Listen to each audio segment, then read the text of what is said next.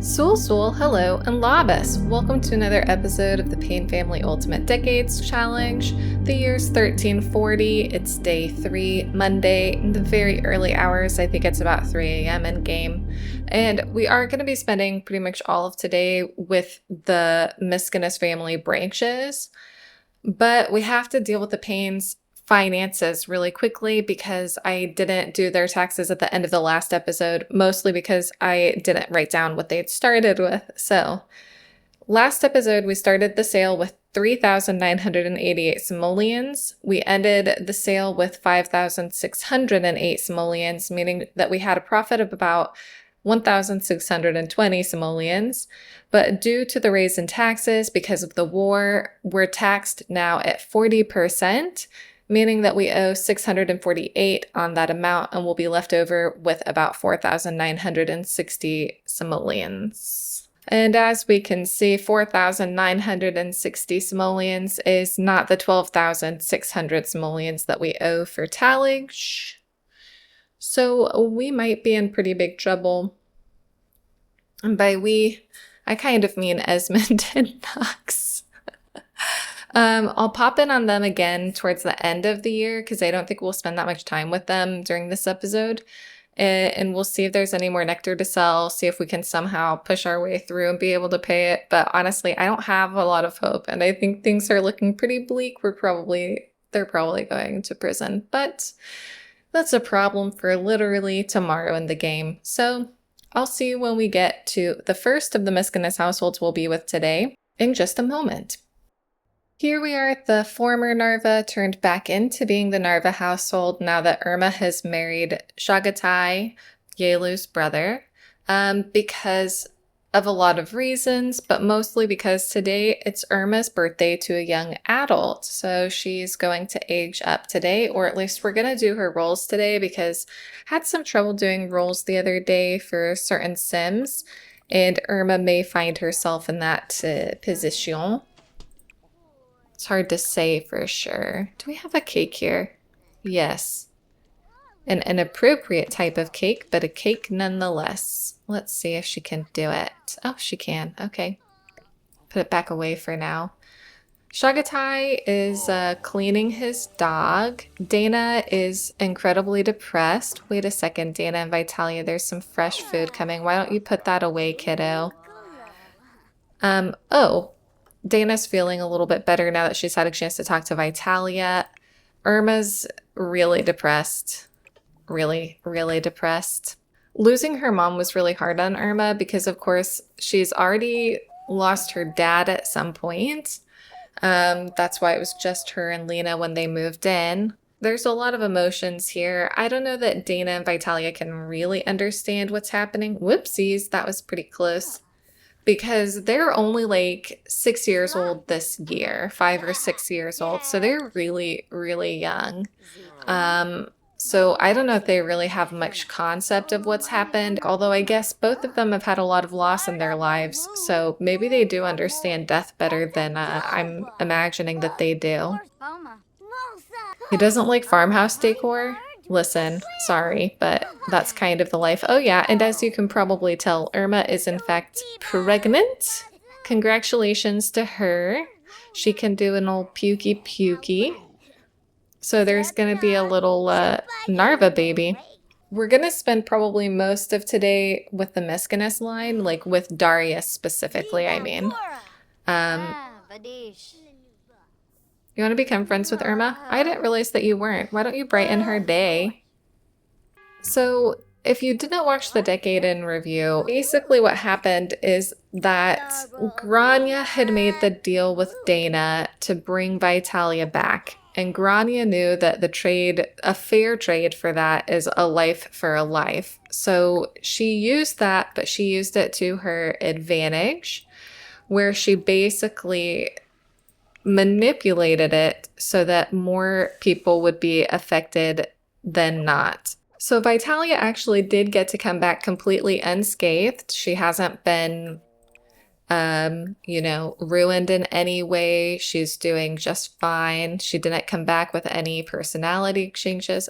But when I did the wheel to see who was going to be the one whose life was lost, it actually came out to be Alkir. But the rest of everything is more about Grania wanting people to have sort of like an emotional trauma that they carry from that. You know, Sophia is now, well, we'll see when we see Sophia tomorrow. The family knows that they've lost even more people. There's rumors going around amongst the townsfolk. So there's a lot of like shared drama for the entire family from this happening. But yeah, it means that Lena is no longer with us, and Sophia is now a widower and does not have a husband currently. But she does have 3 boys to take care of. But also she got all of the money for now. So I think that Dana is happy that she's back. Irma is more caught up in her own stuff that's going on than really thinking too deeply about it. And Shagatai, I don't think, knows anything about what he's supposed to think. And I don't know what Vitalia thinks. Maybe she thinks that she just like went to sleep and then woke up and here she is, you know? I don't know. What would a 5-year-old or a 6-year-old think about suddenly being resurrected from the dead? I really don't know. Maybe she thought she was just really sick and fell asleep into a deep healing sleep, got some leeches put on her, and then came back totally fine. But today is Irma's birthday, so we're going to go ahead and take care of that. Hopefully she's going to make it, because honestly, at this point, this whole branch of the family, like, I don't know. Okay, Irma, happy birthday. You're going to be a young adult today. Yay, yay, yay, yay, yay. Whee! Up she goes. And she is creative. She's a romantic and a dog lover. Fine, but only because we have a dog living here and you are a fabulously wealthy desirer. Oh, her mom sent her a gift. Okay, what are you up to? Oh, hey, Sophia. Sophia's dropped by. Go ahead and invite her in. Her best friend. Oh, wow. I did not realize that Sophia had a bad relationship with all of these people. I think she's going to tell her to try and fix her relationship with Ivor because they only have each other now. Like, they don't have anybody else. Oh, and Sophia said yes. I think you're right. Sure, Vitalia, you can like fitness. It's nice to see that these two are still as close as ever. Maybe even closer now that they've been through all this loss. See, and Irma's autonomously hugging her best friend Sophia, and they're just, you know, the best of friends. Maybe even someday lovers. I mean, look at the way that they look at each other. Yeah, eating dirt's not great for you, kid. Didn't you just come out of a bunch of dirt? Maybe don't do that. So we'll leave these guys here, and I will see you when we get to the Miskinis household, where there is not 1 but 2 birthdays, and we'll go ahead and see some other stuff that's going on when we get there too. So see you at the Miskinis household. Oh my gosh, I just realized I forgot to do Irma's rolls. Okay, give me a second. I'm gonna have a picture of Irma's beautiful face up here. Irma cannot roll the numbers 6 or 14. The first one doesn't count. So Irma, 12. She's totally fine. She's totally fine. Oh my goodness, that's so funny. You know, I'm actually kind of low energy today, so I'm just a little bit out of it. But yes, Irma survived. And not just because I forgot to do her rolls. You might notice that Isabel looks a little bit different. That's because Isabel is, in fact, pregnant. I do know somebody else is going to have a baby today, but we're waiting on the pop-up for that. So basically, Isabel's deal was for fertility. Instead of for, like, a baby, it's for fertility. So she got to roll a d4 to see how many children she would have the chance to have, and the number that she rolled was 3. What this means is that's how many babies she can have, not how many baby attempts. So she can't cheat by trying to have extra babies and have triples or multiples behind her back. Like, it's the 3 babies and that's it. It also means that she's going to be protected from her pregnancy risk rolls until the end of the babies. So once those 3 babies have come, she's going to do all of the pregnancy rolls right then and there. Oh dear, Isabel, you have to go to the bathroom, my friend. And if you didn't know, Isabel traded her fertility for what she didn't know was going to be youth.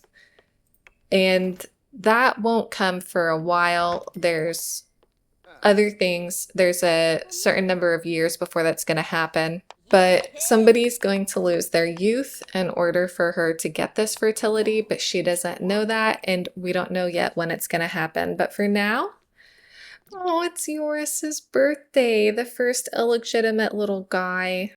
Happy birthday, Joris. Soon he will be a teenager. Oh, he's aged prematurely and got a nose ring. So Joris is self-assured and a snob? I feel like that's not very fitting for this time period. And active. Okie dokie. What is his aspiration going to be? Number 9.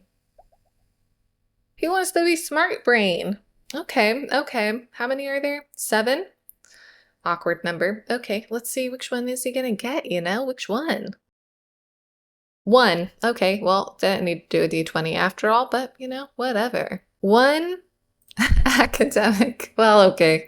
Maybe we can take from this he wants to go into religious studies. Like we've said before, Gediminas actually welcomed a bunch of people from a bunch of different... Oh my goodness. Dang it. You look away for 1 second. No, guys. No, we're not eating chips and we're not eating cake, okay? Everyone have real food. Thank you, Joris, for being reasonable. Oh, so that wasn't even the only birthday today. Johanna. You did this to us, Johanna. You can be as cute as you want to be, but it won't make us forget your cake thievery. That's okay. I'm sure Isabel doesn't mind making another cake for her husband. One of these times I should try making the hasty pudding and the carrot pudding and see if you can stick a candle in those, but I somewhat doubt it. I won't lie. Isabel looks really big. Oh, Joris, no need to be sad. The llama cries tonight. Well, Johanna, you can clean that up and then you can go to the potty if you don't mind. And Isabel, anytime that you've got that cake, it'll be time for Darius's adult birthday, if you can believe it. It's so crazy. The dreaded adult role. I haven't looked to see what the statistics are for Sims that have made it through, but I have a feeling it's not good. It's not good at all.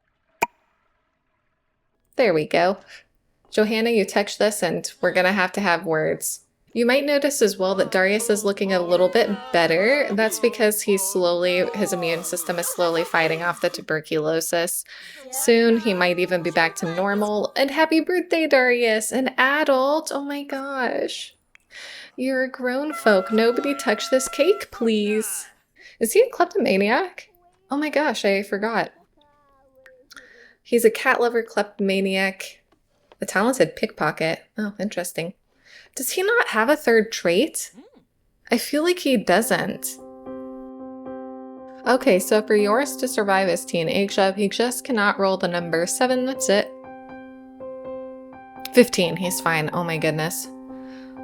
Honestly, at this point I don't trust anything anymore. Now, he cannot roll the numbers 1 or 2 if he wants to get married. So 7, he's gonna get married, and how many... Oops, wrong number. And how many babies will he try for 1? Okay, I got it. And I am playing with the idea that you can have 1 baby try and you can still, go along with getting the chance to have that 1 baby try, even though Morbid says, if you roll 1, that means you don't get any, but I'm going to give them the 1. The odds are not in their favor, but, who knows? You never know what's going to happen. Oh, look at Darius and Isabel looking at each other. Oh, and Darius smiling. He's like, I love her. And she's pregnant again. I thought this would never happen. I don't think anybody else in the family knows that Isabel and Dana went to make that deal. But for now, let's see, is Darius going to survive? Darius cannot roll the numbers 3, 6, 11, 13, or 18.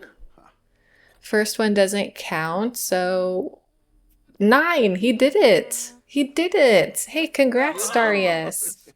Honestly, not so bad.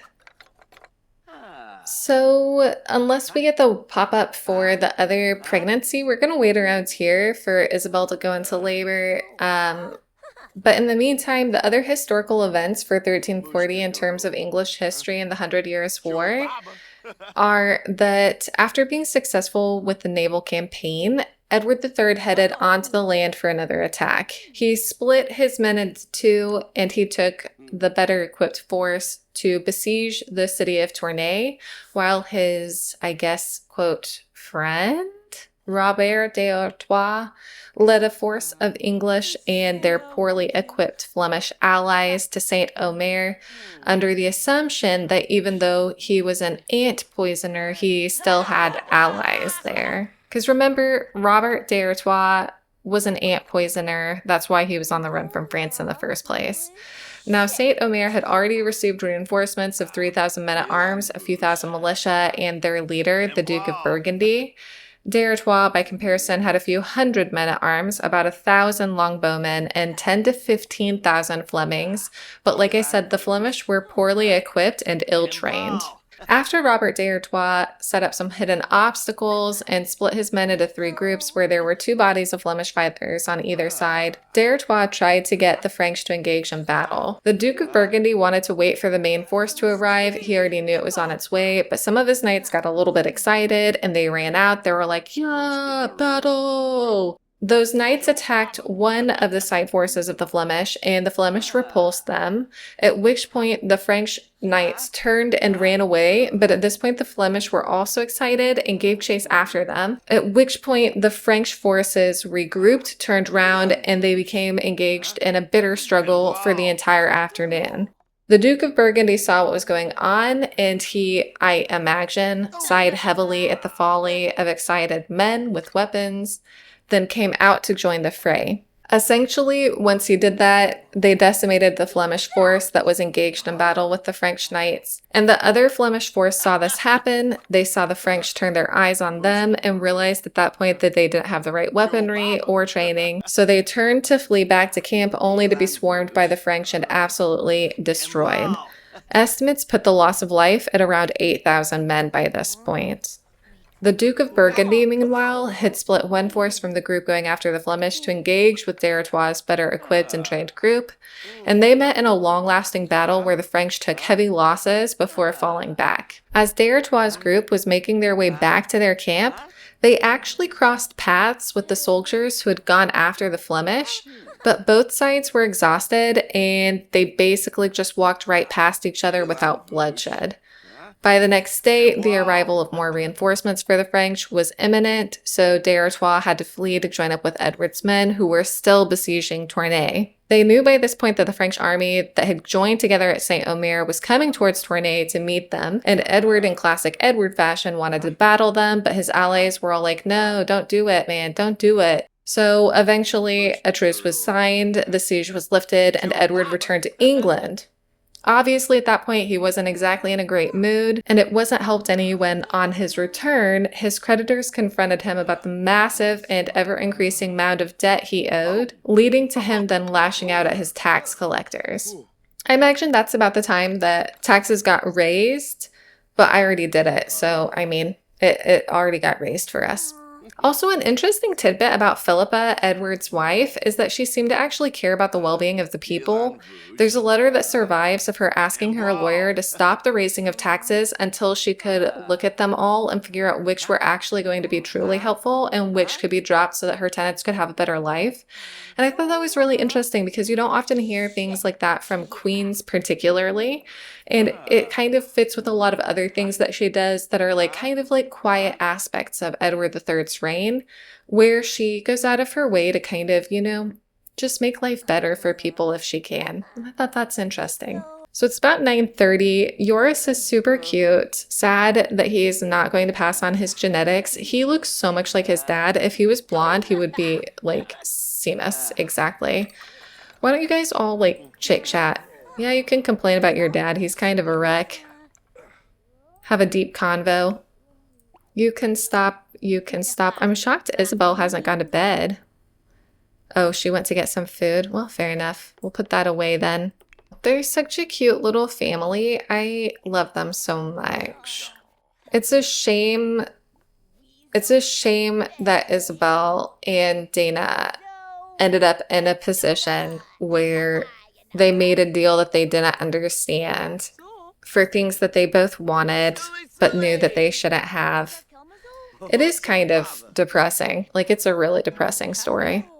Oh, you two are pretty tired. Okay, you can go ahead and go to bed. This is their bed together. The two kids sleep down here.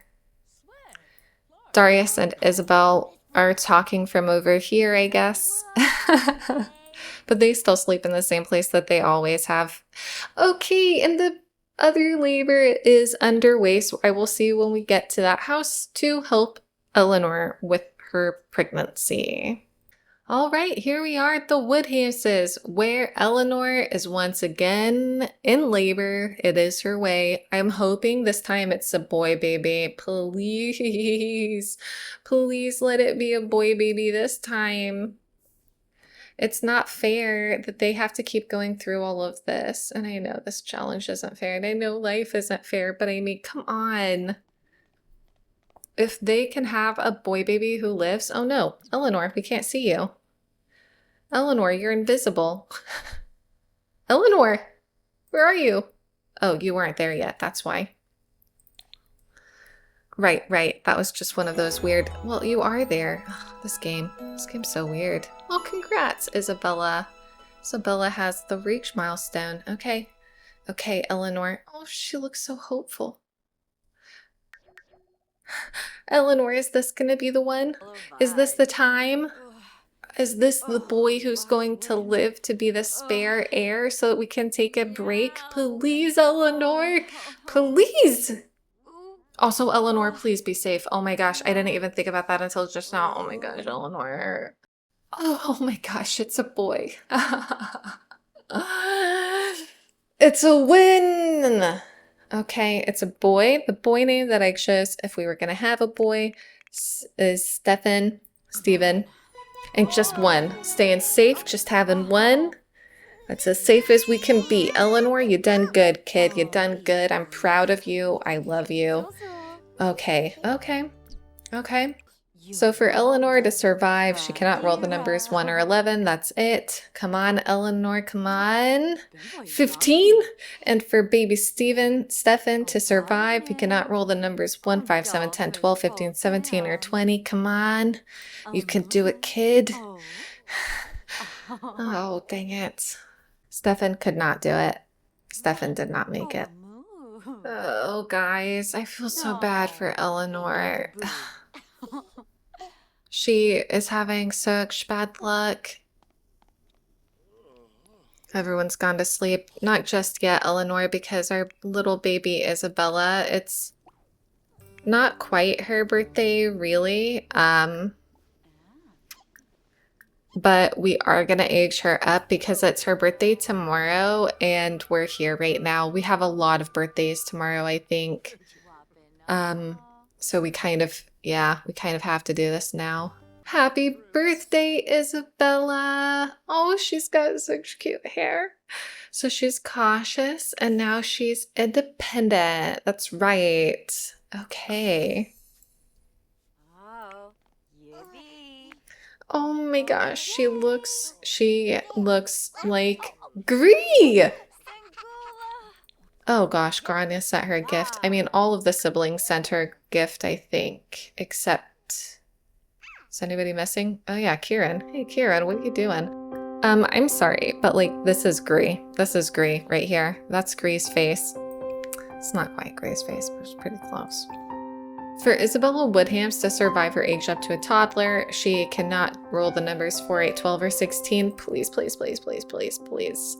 Oh gosh, okay, she's fine. Whew, okay. Some bad news, some good news. Okay. We can do this thing. Okay, so some bad news, some good news here. They did not get to keep their second son, or I guess he's not even their second son. I don't know how many sons they've had at this point. They didn't get to keep him, but at least Isabella Woodhamse passed. So I think we're gonna head back to Darius's house, and I will see you when we get there. Ah, Isabel is in labor. Oopsies. Okay, let's do we have a bassinet? We do. We've got a bassinet. Yeah, I hear you, Darius. So these babies are not protected. They still have to roll. She got more babies to be brought to her, but she did not get protection for them. That's part of the problem with doing a deal with witches like Grania and Drianach, is that they are looking for any way to use your wishes against you. So these babies aren't protected. There's no guarantee that we're going to get to keep them. So let's see how the first one is going. It's a boy. Oh my gosh. Let's go ahead and roll this baby's survival first, because I don't want to use the name that I'm planning to use if the baby is not going to make it. The baby cannot roll the numbers 1, 5, 7, 10, 12, 15, 17, or 20. Oh no. Oh my gosh. Oh. I'm just calling the baby unnamed. Oh no. I'm so sorry. Not again. What if she made that deal and we go through all of this and none of the babies make it? Like, what if the same thing that's happened before happens again? What are we gonna do? Well, I mean, at that point, that really is fate, isn't it? But you wouldn't think that anybody would have that bad of odds, right? What is on her? Oh, it's her ties. Oh, baby, I'm so sorry. Well, I'm gonna let her say goodbye to her baby, and then I guess we'll head to another house. Okay, so here we are at the Nilsen household. For Randolf Nilsen is becoming a toddler today, if all goes well. Sophia's cooking. She's got a lot of feelings going on. She's very angry. She's very upset. She's very depressed. Ivor is both scared and sad and everything. Also, something that happened, actually, can you come here, Betty, so that we can see your face? Something that happened is that, of course, on Osmond's birthday, because his name is so long, it blocks out on the spreadsheet the other names on there with him. So actually, Sten aged up. Here he is. He's a nice mix of his mom and dad, I think. He really is. But the feeling around here is somewhat complicated, because the way that I think things have gone is that Ivor is obviously somewhat suspicious of everything that happened, especially because Sophia's been kind of emotionally all over the place ever since it happened. She's angry, she's dazed, she's depressed, she has all of these feelings. She doesn't really know what she feels. It's kind of all over the place. Oh dear. And so Ivor doesn't really know what to think about that. Randolph has aged up from intense to also independent. Maybe that's a good sign. Dang, this is a blonde baby, isn't he? Hey, Sten, why don't you throw this stuff away and clean stuff up if you don't mind? But Sophia is angry and depressed and emotional and lashing out because she has that feeling, you know, that feeling in the pit of her stomach. She wakes up every day and it's still there. That horrible, like, sick feeling in her stomach where she has a feeling of despair, like she knows that something has happened, like she's guilty, that something is horribly wrong, but she doesn't know what it is. She can't remember what happened. She just knows, oh, baby. She just knows that something bad happened. For the most part, the people around here think that it was just some bad luck with the food, or maybe a sickness that Alkir and Lena ended up getting that they weren't able to fight off. I mean, Lena had been running through town. She was red-faced. She was sweaty. She was clearly upset. She's a bit older at this point. And Alkir wasn't known for balancing his humors the way that you're meant to at this time. So he kind of, had some health stuff. And a lot of people maybe think that they just got some bad food or picked up something that affected only the two of them. However, some people around town are starting to look sideways at the Miskinis family, thinking that there might be a curse on them since they've had a run of absolute tragedy. Now, from the behind the scenes perspective, the reason why Lena ended up getting pulled into that is that she only had 1 year left.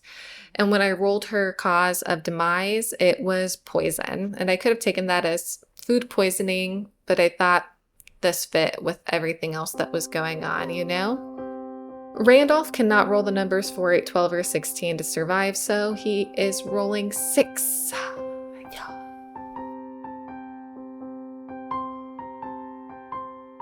Oh, Ivor's all tuckered out. Now, Ivor is suspicious about what happened, but he doesn't think really that Sophia did anything. And nobody in town thinks that Sophia did anything. They didn't exactly have strong medical examiners or anything at this point in time. So I think that for now she's gonna, not be punished for her actions, but there's a few other households we need to get to today. That's about, though, how things are going here at Sophia's, and Marisol has just gone into labor, so we'll get to the Fitzroy house. Okay, so here we are at the Fitzroy house. You'll notice there's a new addition to the family, not the baby, but in fact, that's not Gita Brewer, because she married Alexander. Oh, okay, my bad.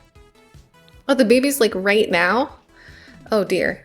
Okay, my bad. I thought we had just a moment more. Okay, we'll talk about Gita in a second. Marisol's having a baby. Come on, Marisol, come on. We can do this. Go, Marisol, go. You can do it. You can do it. You can do it, Marisol. You were made to be a mom. You're a great mom. We're all rooting for you. And baby must be here. Woo! Oh, a boy. Oh my gosh, Eleanor's gonna be so jealous if this baby makes it. It would be so tough. The name that I chose if it was gonna be a boy is actually Gregory. I just thought, let's go with a nice, casual, normal name. Oh, a girl. Twins. Okay. Okay. I thought if it was going to be a girl, a common name at the time was Maud, I think. Maud and Blanche both. So I wanted to go with one of the two, but I think we'll go with Maud just because there's a lot of ladies in this family with M names. Oh, no. No. No, no, no, no, no. No. Mm-mm. No. Oh, no. Why? Listen, here's the thing. At this point, it's too much. This whole multiples thing, this is just too much. I'm going to go with the name Blanche since it was already the other one I was thinking of. But this is why we don't need triplets. There's not a need for this at this point. I don't know. Can Sims be genetically predisposed to twins? Because, this house does not have any extra baby. It's outrageous. We've got one here. We've got what? She can't even get out of the room now. Do you know what I mean? But this house doesn't have any lot traits to make them more likely to have babies. They don't have any lot traits or any lot challenges. So I don't know. Is it possible that the game is yes, actually, you will have more babies if somebody in your family has had multiples before? Is that true or is that a lie? If you know the answer, please, for the love of God, tell me. Not to get too excited about it or anything. It's just honestly, the multiples is kind of starting to feel like a curse because especially triplets, anytime there's triplets, it makes me very nervous. For Marisol, she's got to roll 3 times. She cannot roll the numbers 1, 11, 15, or 20, any of those 3 times. Oh my gosh. First baby, a boy, she made it. The first girl. 2, She made it. And the last baby? Oh, on the last one. Oh my gosh. The boy baby. Well, all of the babies. I'm sorry, not just the boy baby. All of the babies cannot roll the numbers 1, 5, 7, 10, 12, 15, 17, or 20. So the boy baby that we named Gregory, is he gonna make it? He did make it. Okay. Okay. Girl baby number 1, I think we called her Maud. Is she gonna make it? Also 16. Whoa, okay. So she's gonna make it. And what about the other girl baby? Blanche. Blanche? Blanche. Blanche. Blanche. Oh, all the babies are gonna make it, but Marisol's not? Oh my god. Oh my god. I mean, we're gonna plead for her. Okay. Let's go ahead and get her downstairs away from the babies to see if we can save her. Honey, can you please come here? Who do we think? Maybe her mom, because her mom's already really upset about losing the horse. I think if you're very sad, you have better odds of succeeding. Can you actually come and take care of the baby? Because Marisol's got someplace more important to be. Oh, Marisol. Marisol, I'm so sorry. You didn't deserve this. This is why having more than one baby is really bad. The question is it going to be better for Alexander to do it, or is it going to be better for her mom? Maybe, I don't know, the last time I tried to get Alexander to plead, he was unsuccessful, I feel like. Okay, Alexander, you're one of our Sims, so you automatically are the one. Demand. Demand. Demand. Don't look at Grim. Just demand. Just demand if you can. Please, because her son is coming. Come on, Grim. You owe us. You owe us. And she's got 4. Oh my god. Oh my god. Oh my god. Oh my god. I can't believe it. I can't believe it. I can't believe it. She doesn't deserve this. She's had a really awful time. Like, she has the worst, one of the worst husbands. And she's such a good mom, and she just kind of puts up with it. Pipe down, chicken. But she doesn't deserve to go out this way. If it happens again, then it happens again. But Grim, can you go ahead and return her to us? Because you said you would.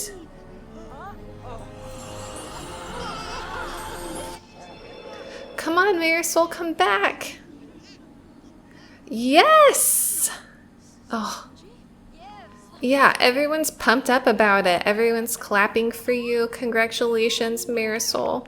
Marisol, why don't you give your son a little hug? Kiss him. He's singing to her. Oh, thank goodness that Marisol made it. I know that Adam is like not really that into her as his wife, but like I don't think he wanted her to pass on. Like he didn't, that's not how he wants things to go. He just doesn't really love her, you know, and doesn't really want to be around here. But I mean, they now have 4 living children, so they might be able to just coast for a while, you know what I mean? Oh, but we do have 2 other birthdays. Today's a big one for birthdays, so I will see you when we get to the next household. Oh, thank goodness. Okay, so here we are at the Paynes. The sun is going down, much like our future if we can't figure out this whole debt situation. But we're here because it's actually Luella's birthday today, which I didn't realize, or else I wouldn't have given her a makeover when I did Little Buddy Edgar's. Oh, she's in question mark, question mark. What is your deal? Too many Sims? This is your family, pal. How about baby? Oh, baby Edgar, can you stop playing with that and come eat something quick? So yeah, our money situation's bad, and not only that, but also, who spent $4 while we were not here? Oh my goodness. Not only that, but also, you know, oh, we've got more cross stitches. It's not going to be enough. I can tell you it's not going to be enough. I don't need to run the sale to know. It's not going to be enough, you know? We're kind of done for. You know, I'm sorry. They're going to have to go to prison. If we sell all of the moderately aged ones, it won't be enough. I don't know. We're not gonna be able to dig ourselves out of this hole. Not just now, I don't think. Not just now. Well, once these all come in, we'll be in a great shape. We just have to hang on for a little while longer and hope that Esmond and Knox, when they go to prison, do not run into any trouble like contracting a disease. Oh yeah, but that's the other thing, is that we don't even have any toddler stuff. Like, we don't have any toddler stuff at all, in fact. We don't have a toddler potty. Do we have a toddler bed? No, not even a toddler bed. We've just got like, hey, why is our duck pond in here? Oh, fair enough. We're not really using it. Why do we have... Guys, can we pull this together or what? For Luella to survive, she just cannot roll the numbers 6 or 14. That's it. So, 15 is again too close. We're all getting too close to the numbers, but at least it's still safe. So, okay. What we can take from this is that we are still only about a third of the way to being able to pay off our tallage, which means that Esmond and Knox are going to be spending the year in prison. We'll be able to get them back just as soon as we can get these bottles of nectar sold. Like, once those are finally aged and we sell a few of them, we'll be fine. We'll get them back. But until then, that's kind of the situation, is that we don't have enough money. We could try. Honestly, I don't think it's worth it. Even at this point, we're not going to be able to accomplish it. So it's pretty late here. Also, I've been recording this for about 2.5 hours. I don't know why. Today's just been one of those days. So I think on that note, knowing that our two pals are going to be going to prison very shortly, I'm going to leave this part here. Let me know what you think about them going to prison in the comments below. Let me know if you think there's anything in particular we should implement as part of that. Like I said, I think in the next year or two, we'll be able to get them back. We definitely aren't any risk that they won't be able to pay this off by the next tallage. But thank you so much for watching. I hope that you've enjoyed this part, and I will see you in the year 1341. Bye-bye, everyone. Fluffy. Oh. Okay, for Arden to survive her age up to a child, she just cannot roll the numbers 3, 9, or 19, so 18. That is cutting it awfully close, but she's fine.